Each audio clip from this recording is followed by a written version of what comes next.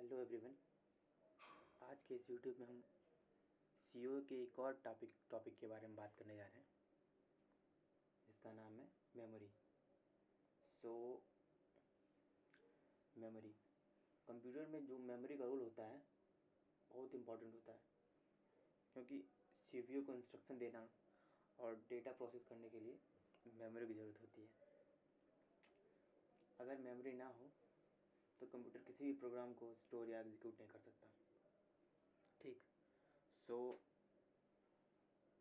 आज के इस वीडियो में हम डिस्कस करेंगे कि मेमोरी क्या होती है, what is memory and types of memory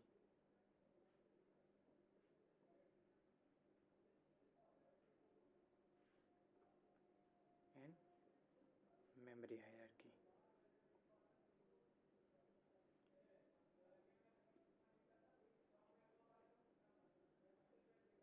so start करते हैं पहले टॉपिक के साथ, that is what is memory.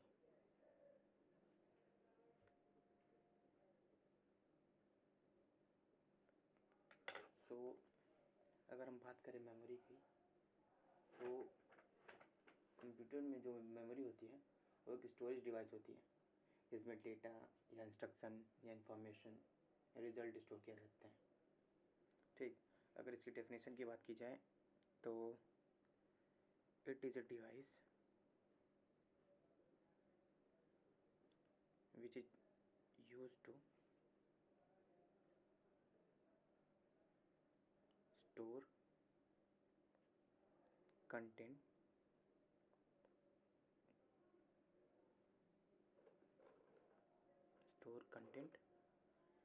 uh, in the computer memory system, sorry। ठीक। सिस्टम, जब भी सीपीयू किसी प्रोग्राम को एग्जीक्यूट करता है तो उसे इंस्ट्रक्शन और डेटा मेमोरी से मिलते हैं। मेमोरी को हम सेल या लोकेशन में डिवाइड करते हैं, जैसे कि ये हो गई आपकी मेमोरी। ठीक। इसको हम ऐसे सेल वाइज ऐसे डिवाइड करते हैं, और हर एक सेल का एक अपना एक लोकेशन होता है, जैसे कि 0, 1, 2 डैश डैश डैश। चूँकि जो ये मेमोरी कंप्यूटर सिस्टम होता है वो बाइनरी में डील करता है। सो 0 को हम बाइनरी में 0 लिख लेंगे, और 1 को 0 1, 2 को 1 0 एंड सो ऑन। ठीक।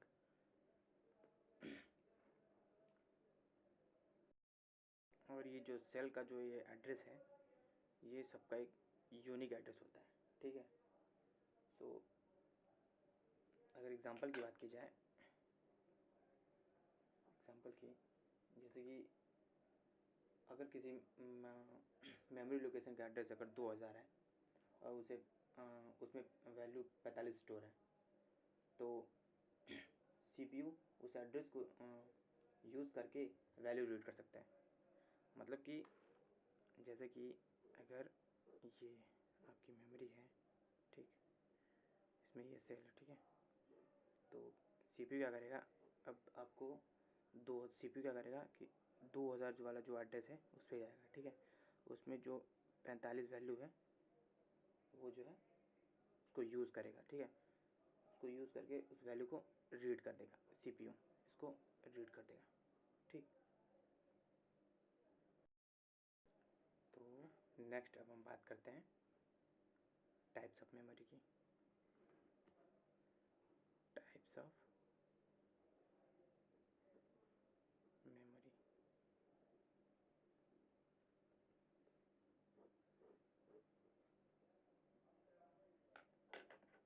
तो मेनली ये दो टाइप के होते हैं, कहीं कहीं 2 लिखा है, कहीं कहीं 3 लिखा है। तो हम डिस्कस करेंगे दो टाइप के बारे में। एक जो इसकी टाइप है वो है प्राइमरी मेमोरी,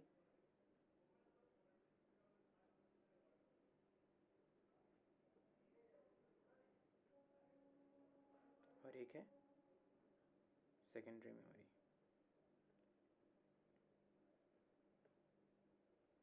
ठीक, तो पहले हम बात करते हैं प्राइमरी मेमोरी के बारे में।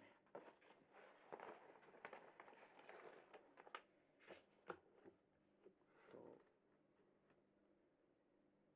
फर्स्ट है आपका प्राइमरी मेमोरी।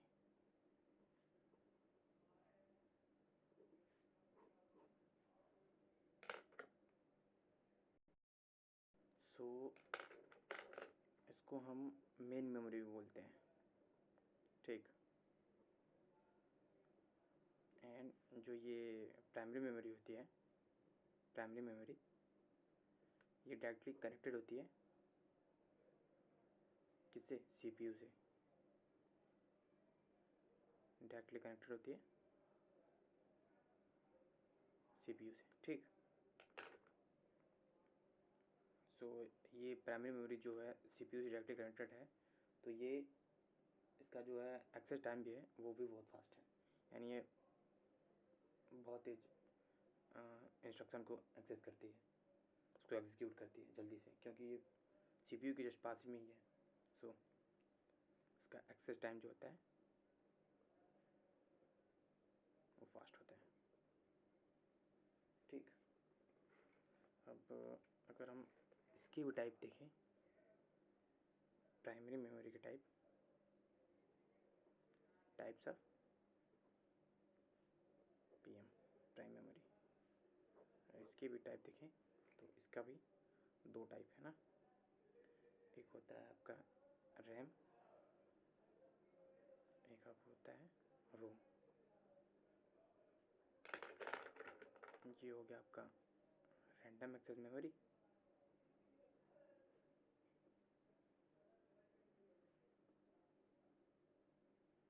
और ये हो गया आपका रीड ओनली मेमोरी।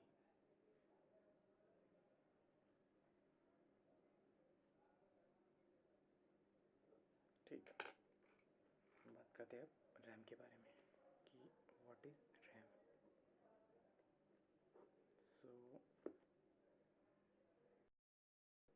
सो रैम जो है ये टेम्पररी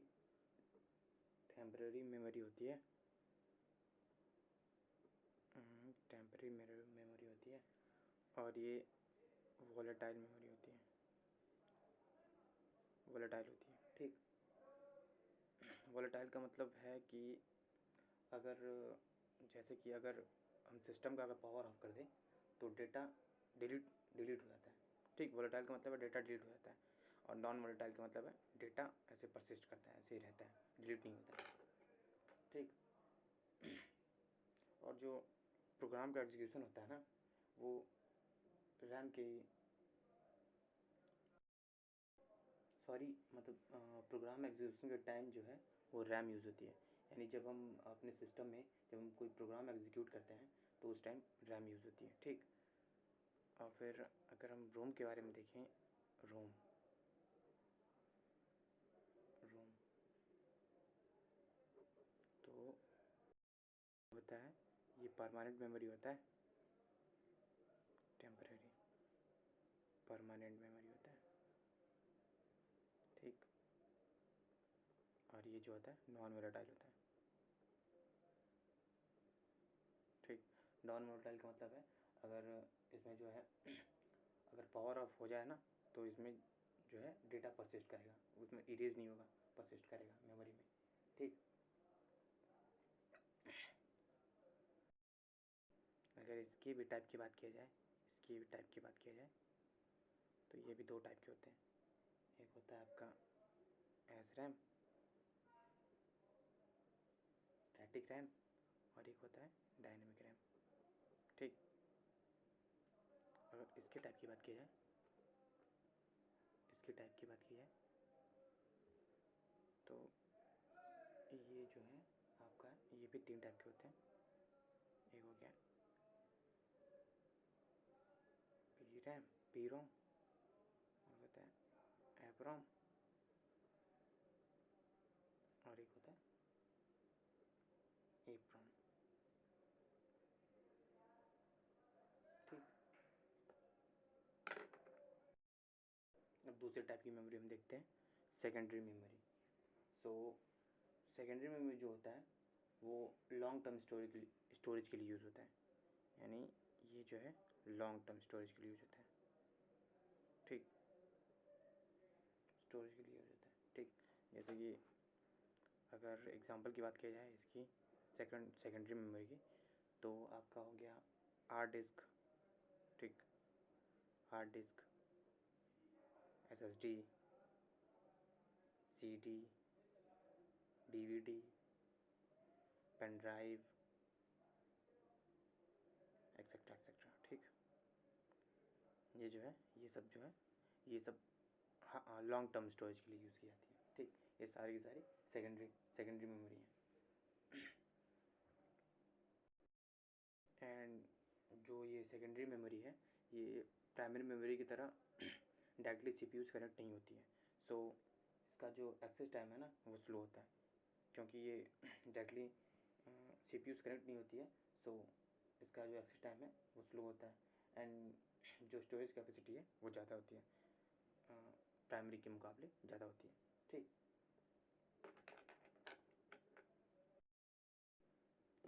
अब हम देखते हैं मेमोरी रिप्रेजेंटेशन कि मेमोरी को रिप्रेजेंट कैसे किया जाता है। सो हम देखेंगे memory representation, sorry, memory representation, कि मेमोरी को रिप्रेजेंट कैसे किया जाता है। So memory is represented as number of cell into एक सेल की कैपेसिटी, ऐसे रिप्रेजेंट किया जाता है एक मेमोरी को।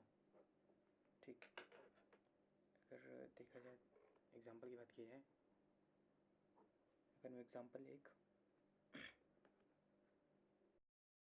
से पहले देखते हैं कि इसको मेमोरी को रिप्रेजेंट कैसे करते हैं।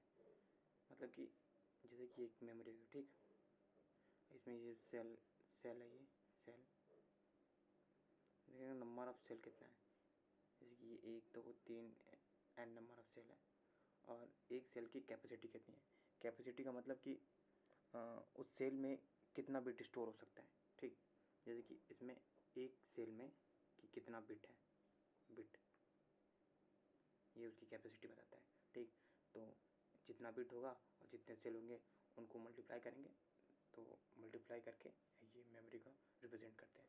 एग्जांपल ले लेते हैं एक, जैसे कि ये हम लेते हैं एग्जांपल, मेमोरी बनाते हैं, इसके मान लेते हैं 4 सेल है, 1 2 3 4। ठीक, और जो कि सेल हैं तो इनके एड्रेस भी होंगे। सो एड्रेस, इसका एड्रेस ले लेते हैं 00011011। ठीक, ठीक, और जो इसका ले लेते हैं एक सेल की कैपेसिटी 8 बिट। ठीक, 8 बिट, 8 बिट, 8 बिट, 8 बिट। सो इसको रिप्रेजेंट कैसे करेंगे कि ये जो है 4x8 बिट का मेमोरी है, 4x8 बिट की मेमोरी है। ठीक, तो ये हो गया इसका रिप्रेजेंटेशन।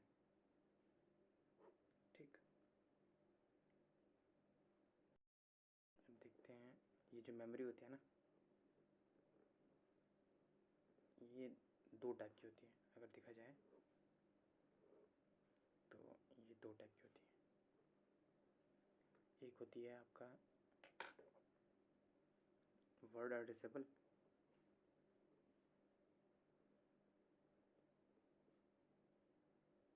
और एक होती है बाइट एड्रेसेबल। ठीक,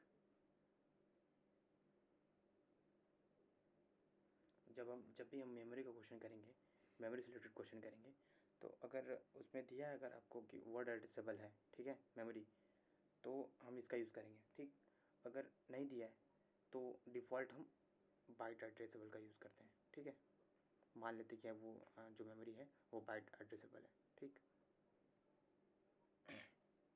वर्ड एड्रेसेबल का मतलब है कि जो एक सेल की कैपेसिटी है ना, वो एक वर्ड के बराबर होगी, यानी one cell capacity is equal to one word. ठीक,